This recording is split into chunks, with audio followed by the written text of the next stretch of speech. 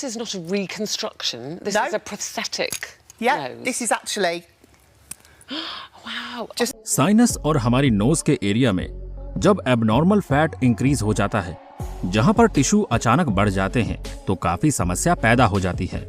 Size में ये अलग अलग होते हैं, पीले, भूरे या गुलाबी रंग के भी हो सकते हैं, लेकिन इनका आकार आंसू की एक बूंद की तरह होता है और पूरी तरह से विकसित होने पर ये किसी अंगूर की तरह नजर आते हैं। इन्हें ही नेजल पॉलिप्स कहते हैं। लेकिन अगर ये नेजल पॉलिप्स साइज में बड़े हो जाएं, तो आपके नाक के पैसेज को ब्लॉक कर सकते हैं। इसके कारण आपके नाक के बहते रहने या बंद नाक की समस्या हो सकती है। इसके साथ ही आपको गंध या स्वाद मिलना भी बंद हो सकता है। कहने को तो ये तमाम symptoms common cough and cold की तरह हैं, जो आमतौर पर 2 से 14 दिनों में ठीक हो जाते हैं। लेकिन नेजल पॉलिप्स के मामले बिना इलाज के ठीक नहीं होते। आइए जानते हैं कि नेजल पॉलिप्स के क्या सिम्टम्स होते हैं। हमारी आज की इस वीडियो में आखिर तक जरूर बने रहिए। शुरुआत करते हैं म्यूकस मेम्ब्रेन यानी कि साइनस से। ये हवा से भरे हुए छोटे ऐसे छेद होते हैं। इन छोटे छोटे छेदों से म्यूकस बाहर आता है, जो सांस के जरिए अंदर आने वाली हवा को नमी प्रदान करता है। इसके अलावा ये म्यूकस धूल और डस्ट पार्टिकल को भी अपने ऊपर रोक लेता है। अभी तक ये स्पष्ट नहीं है कि नेजल पॉलिप्स के क्या कारण हैं। नाक के रास्ते पर होने वाली इन्फ्लेमेशन और इन्फेक्शन यानी कि रेडनेस और सूजन और साथ में म्यूकस मेम्ब्रेन के रिजल्ट के तौर पर सामने आते हैं। इसके अलावा कई ऐसे रीजन हैं जो नेजल पॉलिप्स के डेवलपमेंट में हेल्प करते हैं, जिनमें अस्थमा की बीमारी इस तकलीफ का कारण बन सकती है। अगर इस बीमारी में लंबे समय तक जोर जोर से सांस लेने की स्थिति बनी रहे तो ऐसी जगह पर जहां धूल के कारण सर्दी जुकाम जैसे सिम्टम क्रिएट करते हैं। कई बार इन एलर्जी राइनाइटिस की सिचुएशन के कारण भी छींकने और नाक बंद होने की समस्या पैदा होती है और हमारे डाइजेस्टिव सिस्टम में एक तरल और चिपचिपा पदार्थ भर जाता है, जिसे सिस्टिक फाइब्रोसिस कहा जाता है। अगर नेजल पॉलिप्स आपके साइनस में या उसके आसपास डेवलप होते हैं, तो वो साइनस इन्फेक्शन का कारण हो सकते हैं, जिससे आपके चेहरे पर तकलीफ हो सकती है।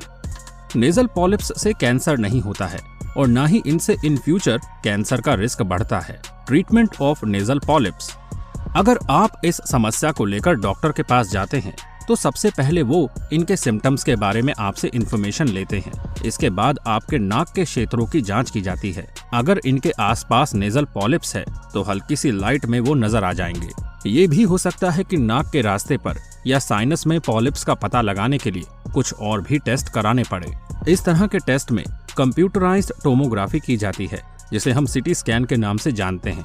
आपके नाक के रास्ते और साइनस की डिटेल और कई सारी पिक्चर्स एक्सरे के जरिए ली जाती है और फिर उन सभी को इकट्ठा करके कंप्यूटर पर देखा जाता है। नेजल पॉलिप्स आपके साइनस और नाक के रास्ते की दीवार पर अपारदर्शी क्षेत्र के तौर पर नजर आएंगे। इसके अलावा अगर ये समझा जाता है कि एलर्जी की वजह से आपको ये समस्या है, तो एलर्जी स्किन प्रिक टेस्ट भी कराया जा सकता है। इस टेस्ट में आपकी स्किन पर बहुत ही कम मात्रा में पदार्थों को चुभाया जाता है। इसे एलर्जी के जनरल रीजन के तौर पर जाना जाता है, ताकि ये पता लगाया जा सके कि इसके अगेंस्ट आपकी स्किन रिएक्शन करती है या नहीं। नेजल पॉलिप्स के ट्रीटमेंट के लिए शुरुआत में आपको मेडिसिन दी जा सकती है और इन मेडिसिन में स्टेरॉइड होता है, जो कार्टिकोस्टेरॉइड के साथ भी आ सकता है। इसकी वजह से नेजल पॉलिप्स सिकुड़ जाते हैं।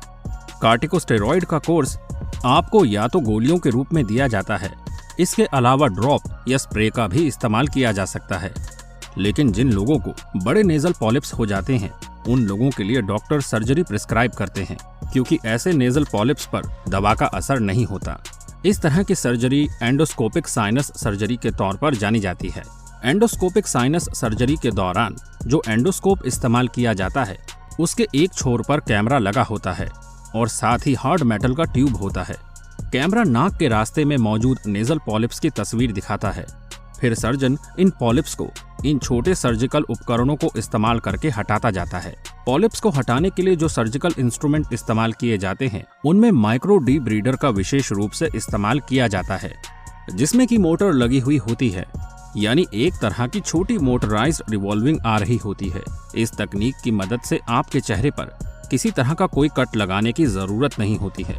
सर्जरी होने के बाद आपको 5 से 6 घंटे तक ऑब्जर्वेशन में रखा जाता है। यदि घाव पर ड्रेसिंग का उपयोग किया गया है, तो कुछ घंटों के बाद आपकी नाक से इसे हटा दिया जाता है।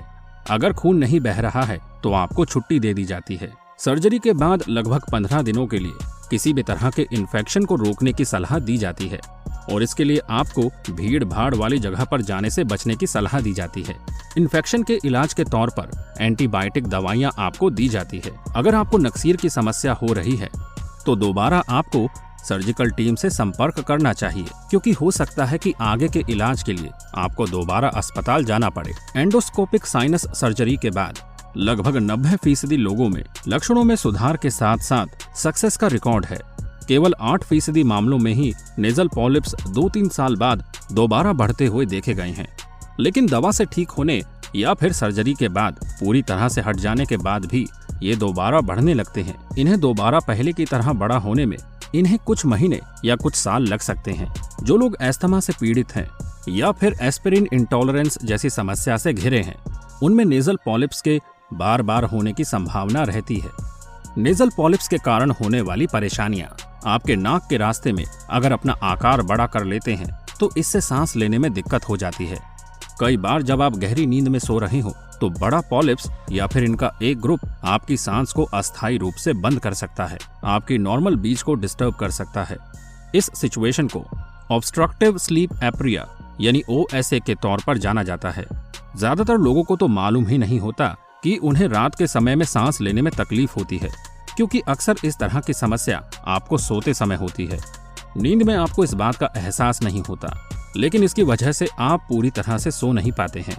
नींद में रुकावट पैदा होती है, जिसकी वजह से आप अपने आप को थका हुआ और सुस्त महसूस करते हैं।